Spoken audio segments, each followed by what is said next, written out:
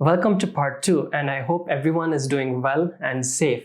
This video contains both the second and the third stage, where I will be establishing the range of values as well as the different planes of the head a bit more precisely and also refine the drawing. What are values? Values are the relative degree of lightness and darkness of various planes in an image, relative being the key word. In terms of the range of values you can use, every medium has its limitation and can never imitate nature. And hence, I just cannot copy values, I have to interpret it so that I can create an illusion of reality and naturalism. I do this by unifying my darks and unifying my lights. This way, I can use some middle values to turn the form while maintaining the light effect. Apart from this, I'll also be focusing on adding halftones, trying to make good shapes that describe the planes of the head and turn the form.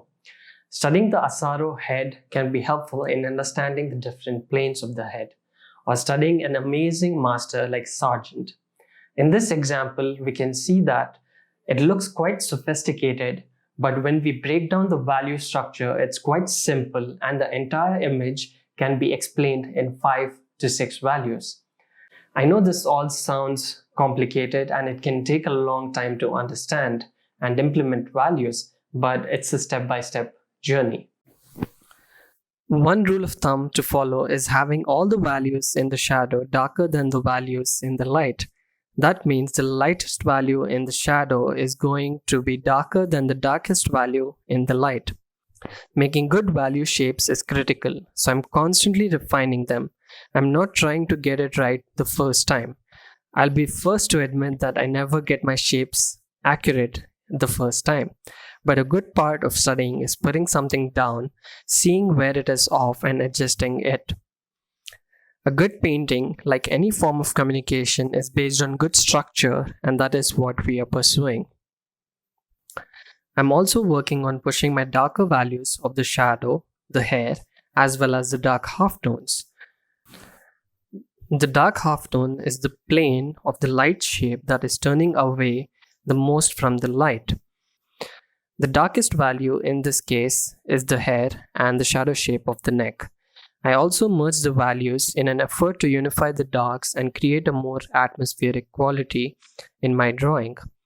The lightest light is the specular highlight on the forehead and the nose. I also group some of the values closest to this highlight in a single shape to maintain the light effect and the overall contrast of the image. And if you have troubles with values, try practicing it on a conceptual sphere, first by lighting it in the same way as the project. This is a great exercise to understand how the value planes should be represented on your project. And when I'm working on these values, I'm always comparing them to the lightest light and the darkest dark. So what I do is whenever I look at a value, I also look simultaneously at the lightest light and the darkest dark. This helps me understand how dark a certain value plane is in relationship to my lightest light and how light that particular value plane is in relationship to the darkest dark. Along with working on values, I also make sure to keep fixing the inconsistencies I find in the drawing.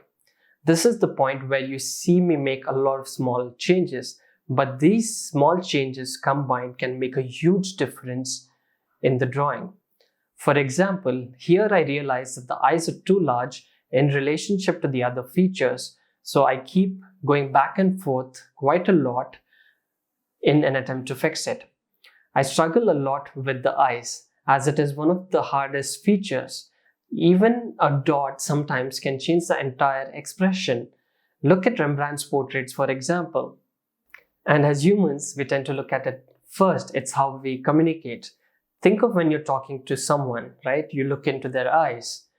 But that does not mean that I'm going to ignore the other features. I pay equal attention to them as I want them to support my focal point, the eyes. Whatever part of the drawing or painting is your focal point, you have to make sure that everything else is supporting the focal point. And not taking away from it. Unless you intentionally want attention in terms of the composition and the idea that you have demands it.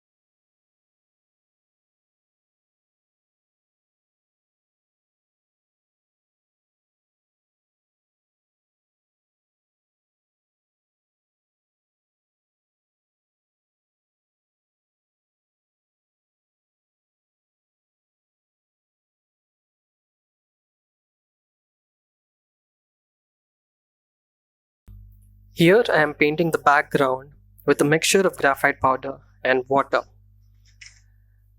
The brush is also a quicker way to add a darker background, but for beginners, I do recommend doing it only with a pencil, even if it takes longer, as the more you use one material, the more you understand it, and the more control you have over it.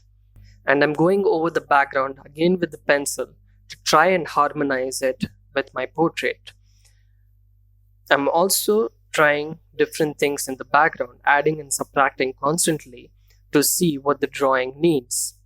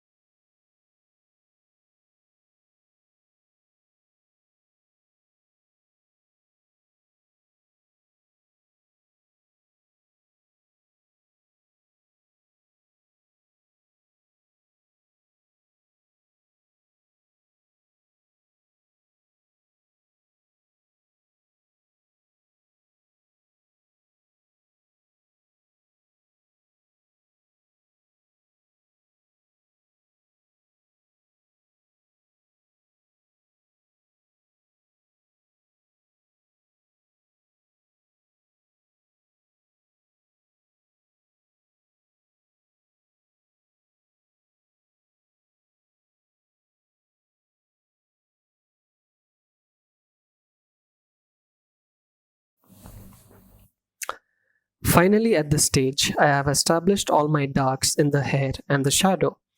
At this point, I also want to make sure that I don't have dirty lights, which means the drawing should not look grey or the light should not look dirty or splotchy.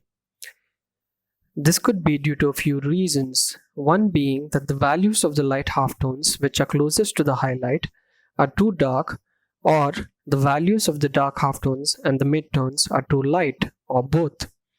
I tend to see that most of my beginning students push the light halftones too dark and do not push the dark halftones dark enough. One way to avoid this is, when rendering the values of the light halftones, keep it lighter than you see it, and squint to check if your dark halftone value merges with the shadow value. And during these finishing stages, I spend a lot of time refining the edges and shapes, and drawing definite conclusions to each form.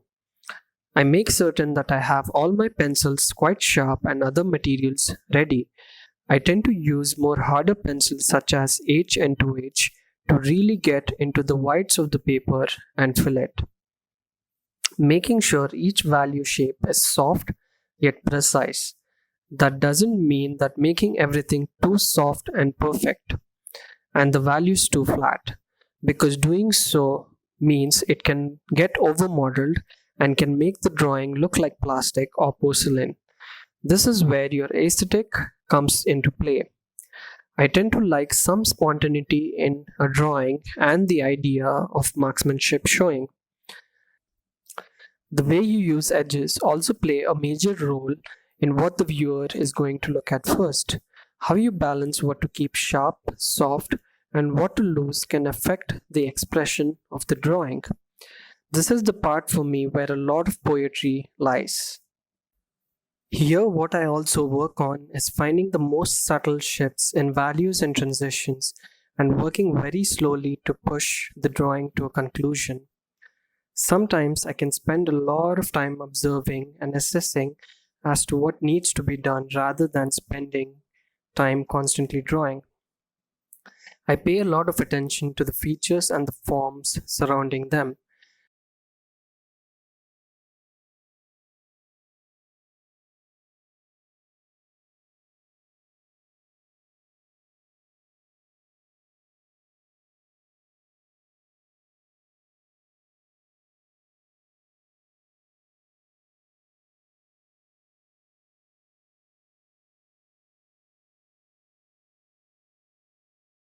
Thanks for watching everyone. Give the channel a subscribe. I try and release drawing and painting videos every month. And you can find me on Instagram at Ayush Art, or if you're craving for more content, you can also subscribe to my Patreon. The link is in the description below.